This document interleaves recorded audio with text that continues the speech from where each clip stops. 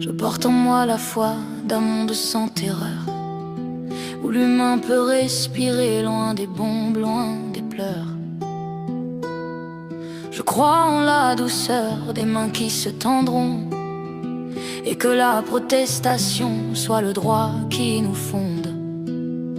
Quand la faim nous déchire, que la vie est confinée, quand l'ombre de la mort vient frapper l'humanité, le cri de la paix est un devoir sacré.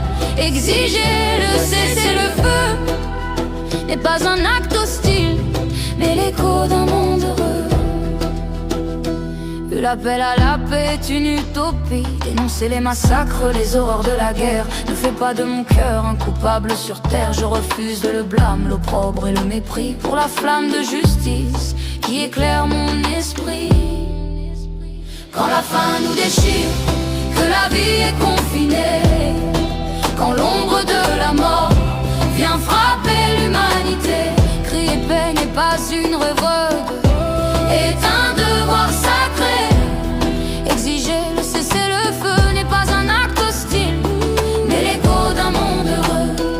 Pleurer le sort des enfants, leur jeunesse fauchée ne peut changer ma peine en violence arrachée. Je ne suis pas un monstre, ni un lâche, ni un bandit. Je suis l'homme, la fierté d'un esprit qui survit. Je suis l'indignation qui refuse de se taire, le témoin qui se dresse face à la misère.